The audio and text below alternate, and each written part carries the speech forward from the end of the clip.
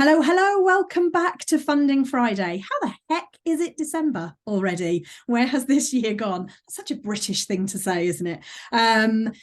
Thank you for coming back and joining me. I have a special guest on my virtual sofa today. So, as many of you who are avid listeners will know, Funding Friday was born as an idea because my role, which is Regional Ecosystem Manager for NatWest Enterprise covering the Midlands and East of England, we do an awful lot of workshops, upskilling, support sessions, coaching, and all of our entrepreneurs were saying, you know, Debbie, this is brilliant and I love the support you're giving us, but actually how you could really help me is I just need some help getting money. I just really need some money this year.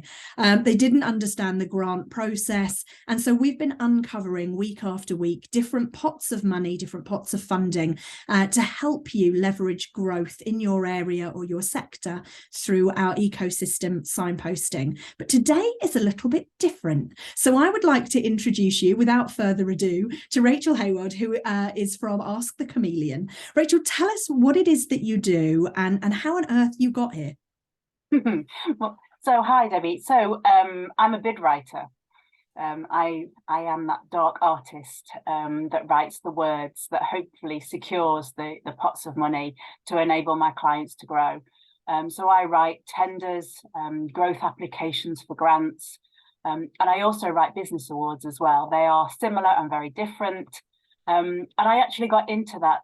I used to work for a charity, and that's where I discovered, because I was their HR member of staff, that because I could write, I would also write applications for charitable funding back then.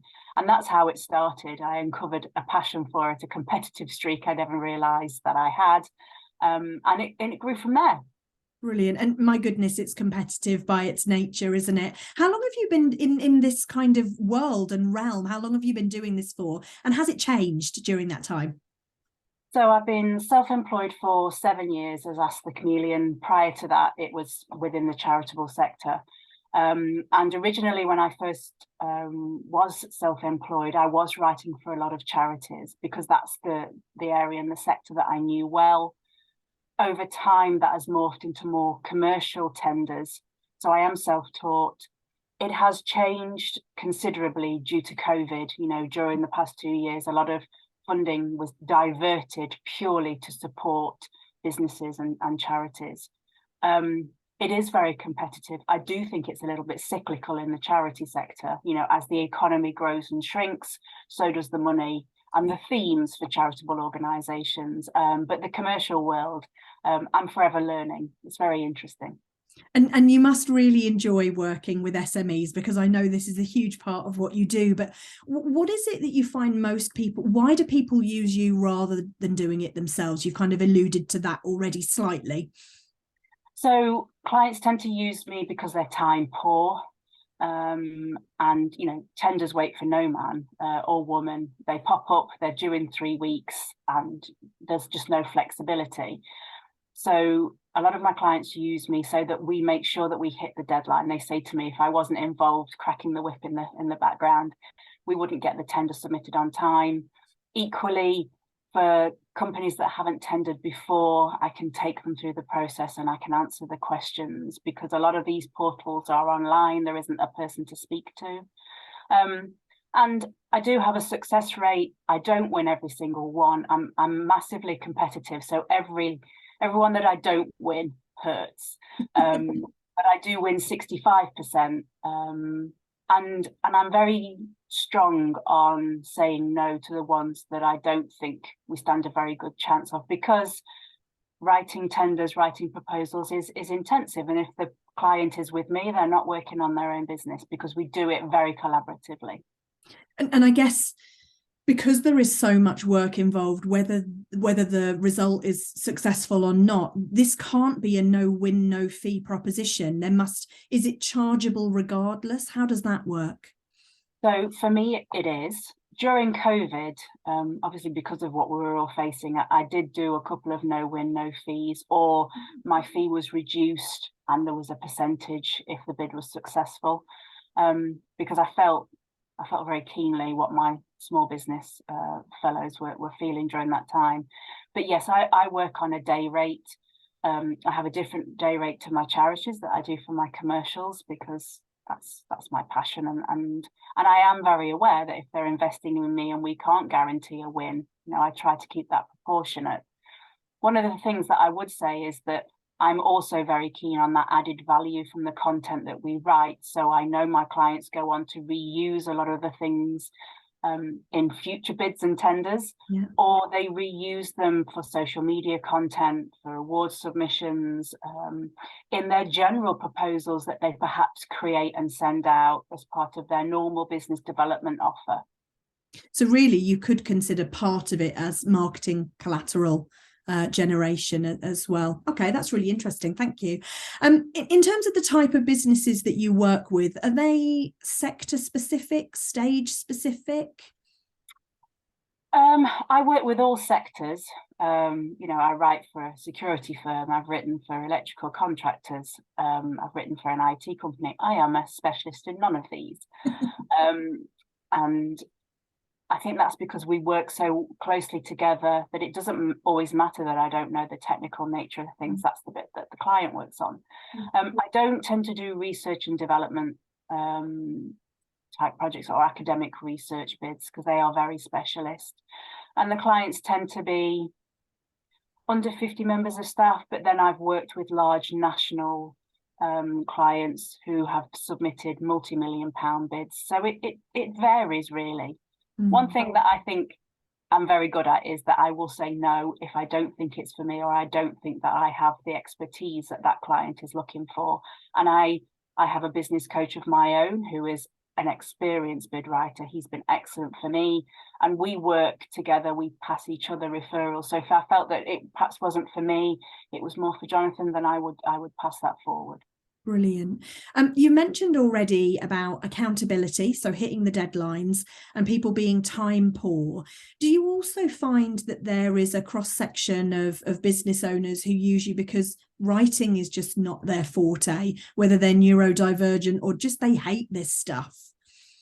Yeah, I'm smiling because that is a common thing.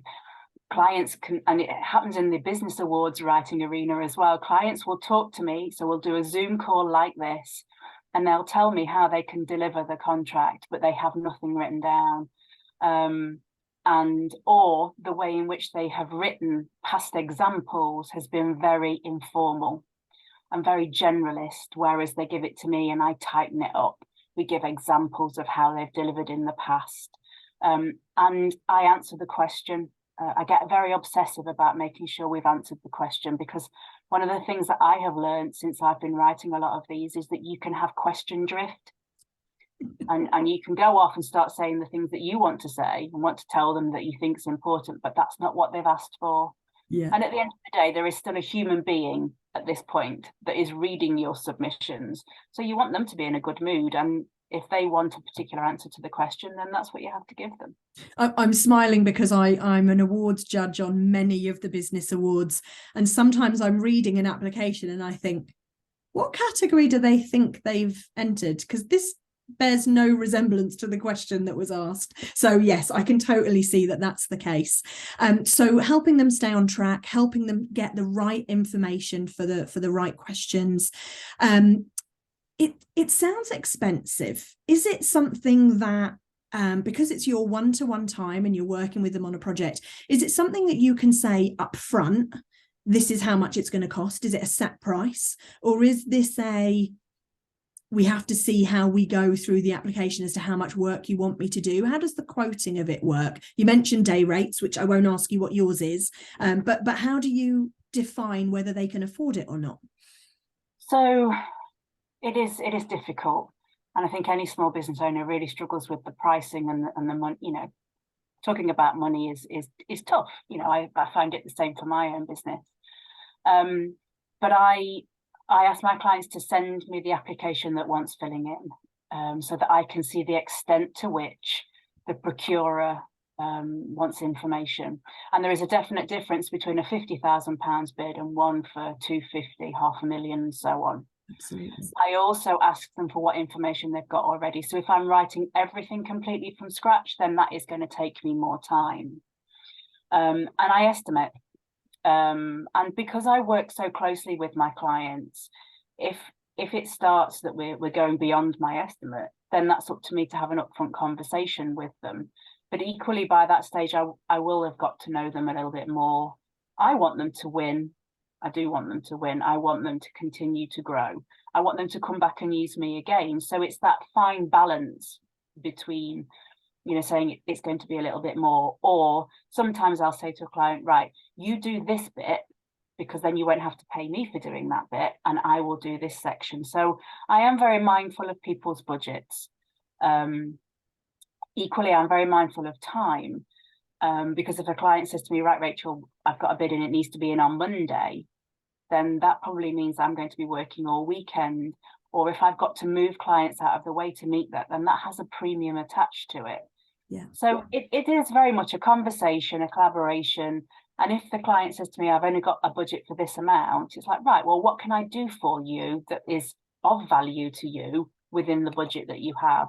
And I've done things like I've edited clients' work. So I haven't been able to do the whole proposal for them, but a couple of hours of my time just to check through, make some suggestions. You know, I do try to do that because I feel very strongly about small businesses being able to win, particularly statutory procurement exercises. I feel very passionately about that. So I want to be able to help. Oh, that's really helpful. Thank you. I think that will reduce a lot of barriers for people who maybe have considered getting help, but for whatever reason, they've convinced themselves that it's going to be too expensive, or they're giving too much of the grant away. I hear that quite often is, well, what's the point of applying for it if I've got to give so much of it away? Now, I would always reframe that and say, if you're not able to complete the application form yourself, then you're giving away 100% of that opportunity. So maybe it's about reframing. The other question I'm often asked is, am I any more likely to be successful if I use a bid writer as opposed to doing it myself? So you don't have any secret handshakes that mean that your applications get through, right?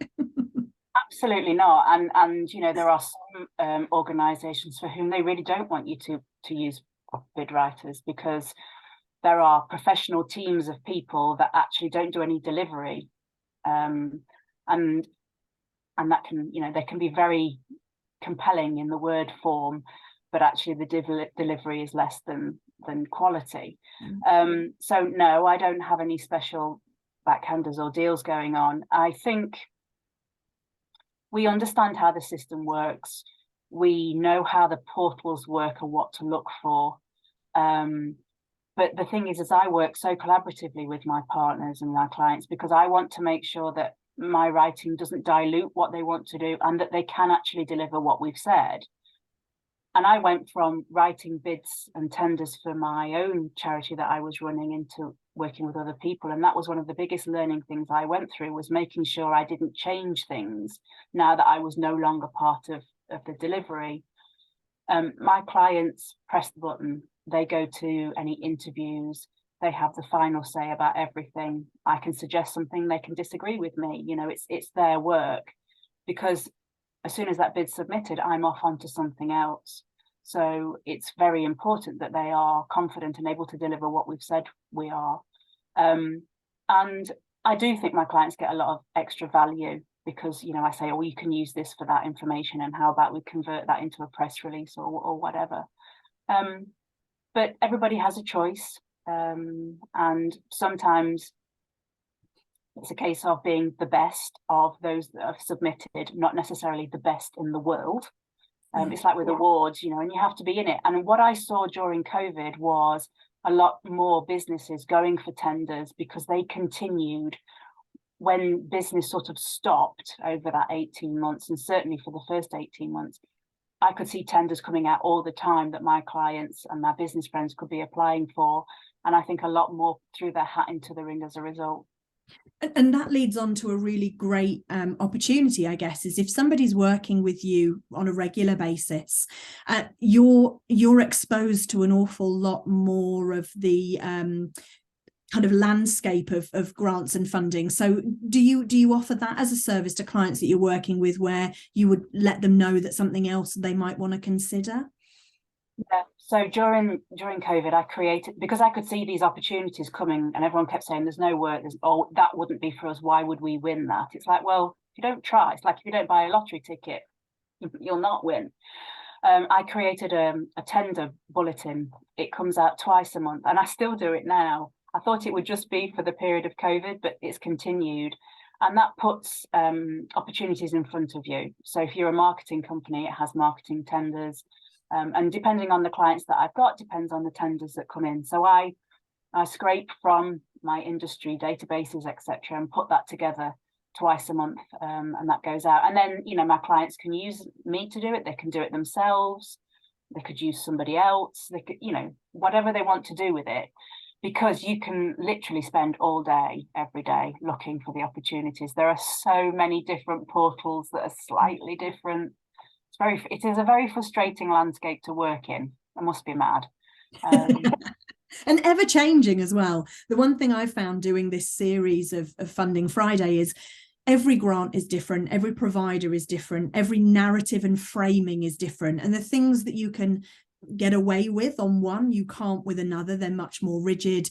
And also with the funding landscape changing with the end of ERDF funding, etc., and the change in proposed change in LEP structure, it's kind of, this is going to be a tough 6 months. To not tough as in harder, just tough to be able to keep up with the changes, I would say.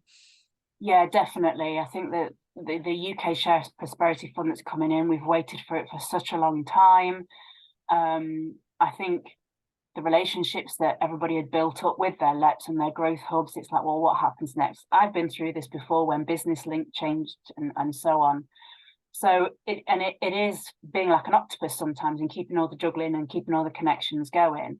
But at the end of the day, the top tip that I can give to everybody is, it's like applying for a job. And that's why I think I've morphed into this world from the HR world. Do you meet the criteria for the grant? And if you're essential criteria, then fabulous. And if you've got some of the desirable ones, then that's great. If you don't, please walk away, because you will spend a lot of time on something that technically you're not eligible for. Use that time, you know, somewhere else within your business. Don't try and shoehorn something in, because at the end of the day, the grant holders are looking for what they're looking for. It's their money. That's what they've decided that they want to use it for. You know, that's what it's there to achieve. Brilliant. And because we have listeners from across the whole of the Midlands and the east of England, you mentioned that you're working with a mentor and sometimes you refer to him. How can people be assured of finding the right bid writer? Obviously, we're going to signpost them to you, but if they need another alternative, then what do they need to look for, or what do they search for on their search engines? Well, at the end of the day, it's like using any outsourced agency. I would ask to speak to clients that they're working with currently, or, you know, on their website, I would be looking for up-to-date testimonials, what their win rate is. But, you know, I've got no problem with new clients, particularly if they've come to me from a different area, or not through a referral from somebody else, and saying, if you want to speak to a couple of my clients so you know what it's like to work with me, here are their details. I think that's a sign of a good business owner, really, that they are willing to show you their evidence in their level, you know, in their area of expertise. Absolutely. Great answer. And if they want to make contact with you, then what's the best way for them to do so, Rachel? So you can head to my website, www.askthechameleon.co.uk, and there's a contact section on there, or you can find me on LinkedIn, Rachel Hayward. Lovely, thank you. And just to end with I guess a question, is there anything we haven't covered that you think is really important for people to know? And if not, if we've covered everything, what are your kind of last tips that you want to leave people with in terms of them? What do they do next?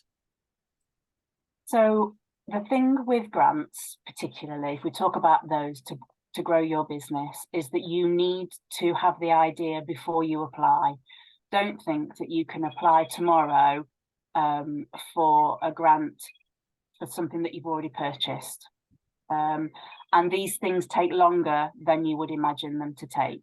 Yeah, so you agreed. Have time already in the bank. So it's like having the idea before you found the opportunity. And that can be a bit difficult, and to be patient. Business owners aren't normally very patient. Using somebody else's money means that you have to go at their pace and produce all the information, so 3 quotes for things. And I know it can be very frustrating, but again, if you want their money, you have to jump through their hoops that they've put in place, because it's all about risk. They want to give you that funding to help your business to grow, but they want to be assured that you're going to use it for the purposes that it's been given to you for, and that you are going to be able to show the evidence that it's done what you've said it will do for your business. Oh, yeah, absolutely. I think so many people that I speak to think about grants as a saving a failing business, but that's not what they're there for. It's not an emergency cash pot for you to lean on in the absence of customers. This is about strategic development for the quarter, the 6 months, the year ahead, where you say, right, what do I want to work on this year? And are there any grants that I can tap into to oil the wheels of that idea and that process? So that's been beautifully summarized with what you said. Thank you. Any final top tips or any words of advice that you want to close with, Rachel? Oh, so many top tips to give. Keep to the word count, answer the question, and use their criteria, use the additional information that they'd send you to make a checklist. And I'm old school. I tick them all off to make sure that I've done everything that they've said, so that for all intents and purposes, you put that person in a really good mood, because they've received an application form that's actually given them everything that they wanted, and it meets the criteria, and you're off to a good start from that point. And as you said earlier, that totally translates to business awards as well. Thank you so much for joining me. I really hope that our listeners find it as valuable as I have for the session. We actually will not be having any more episodes between now and Christmas. So we'll see you in the new year with yet more funding opportunities to grow your business. But Rachel, for now, thank you and Merry Christmas. No problem. Thank you very much. Merry Christmas too.